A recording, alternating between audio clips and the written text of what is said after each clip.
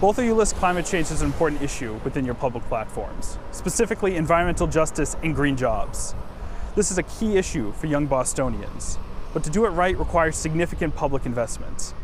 What concrete steps do you propose to raise new revenue equitably or to partner with the state to find new sources of funding?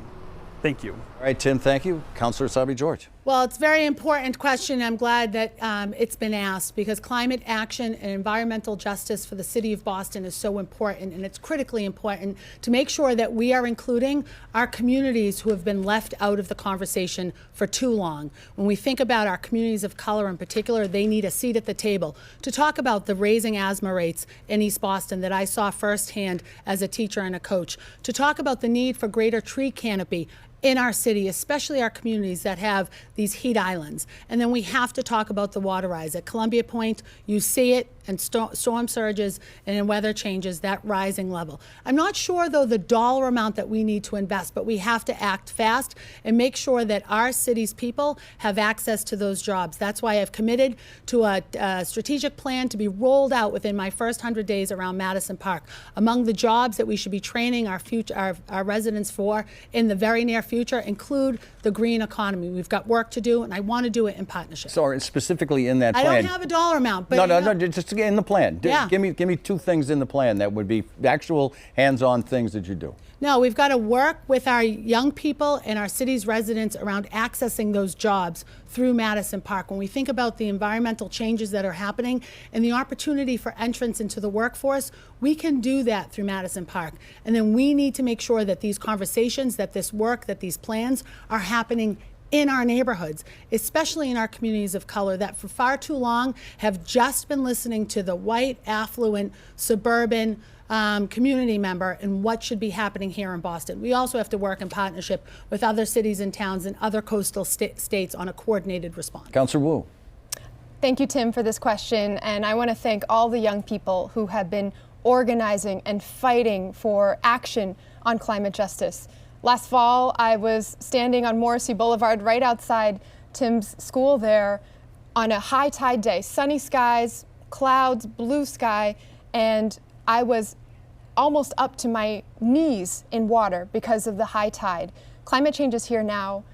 My son is 6 years old. Every single year that he's been alive on this planet has been the hottest year ever on record. It is urgent and we need to take action. I'm proud to have introduced the very first city-level Green New Deal anywhere in the country and to have earned the endorsement of every single climate group that has gotten involved in this race because they stand behind a vision of climate justice as racial and economic justice.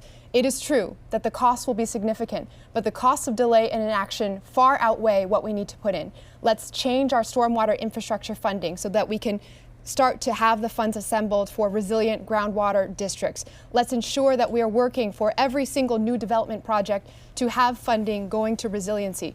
And let's be ready, because when the federal funding comes, those cities that are shovel-ready with projects around transportation, around climate, around heat and street canopy and electric bus conversions, those will be the cities first in line for funds. Sticking with the environmental theme, Councillor Asabi-George, this goes to you first. Acting Mayor Kim Janey has halted waterfront development, which took years to negotiate, as you know.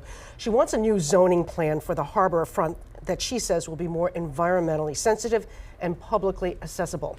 As the wife of a developer as well as a city councillor, do you back her plan? I don't actually back her plan in stopping the process as it's taken so many years.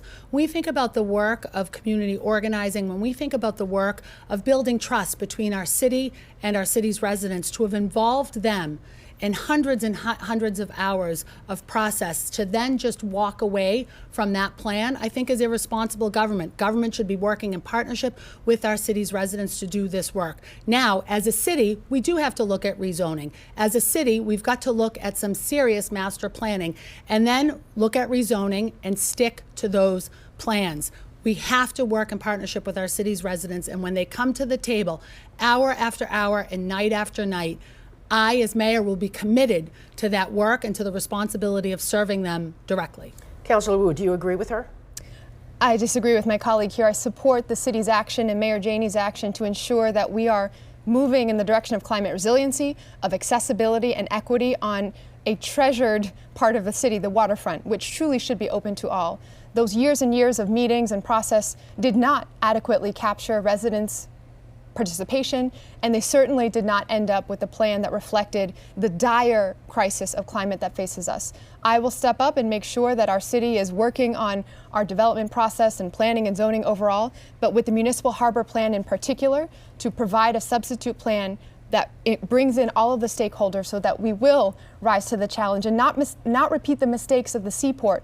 We have the chance to deliver something that is truly exceptional, truly grounded in the future of our city, that will also make sure that the tourism and the opportunity for everyone to enjoy our waterfront is available to all. Since you disagreed, Councilor George, would you like to jump in and say something else? I think it's really important that when we as a city and as city leaders and as elected officials are building relationships and working with and leaning on community members to participate in a process, to tweak it on the edges might be fine, but to toss it out the window altogether is unfair to the work that was done on that plan in particular. Councilor Any Wu, final response? thoughts?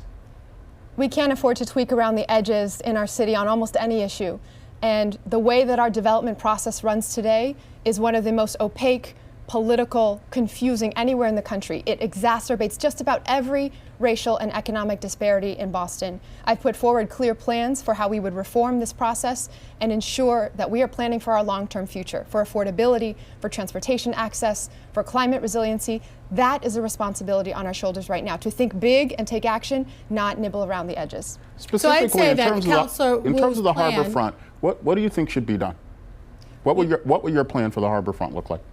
The heights are not reasonable that have been proposed, and we need to ensure that climate resiliency is first and foremost. There have been multiple plans put forward by stakeholders, including institutions in the area, including residents. Let's have a true planning process, not oriented around a proposal by one single developer, but around the community's views and how we think about the long-term safety and future of our city in such a climate vulnerable area.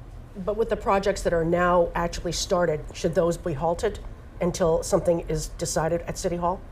Nobody is talking about changing the rules midstream in terms of projects that are underway. This has been a project that was reversed by or halted by a court action, by a decision in our court system that recognized that the hours and length of process actually did not reflect the goals of the city and the goals of our residents. And so this is an opportunity for us to get it right, not just push things through and ensure we're just tweaking. Councilor Sabi George. So I want to say that Michelle's plan is to abolish the BPDA, to stop development and growth and opportunity for jobs in this city.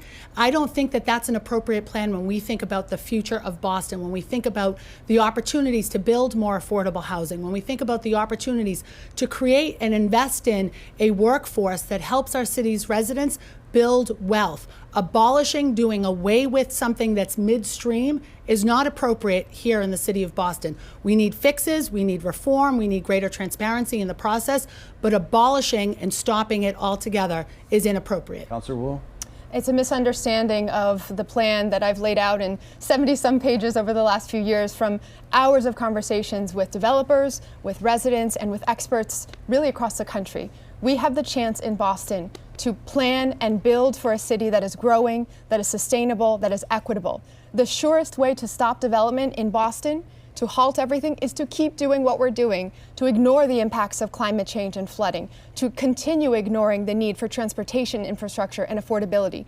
The structures of the BPDA and our process as it currently stands is making Boston less affordable, is pushing people out.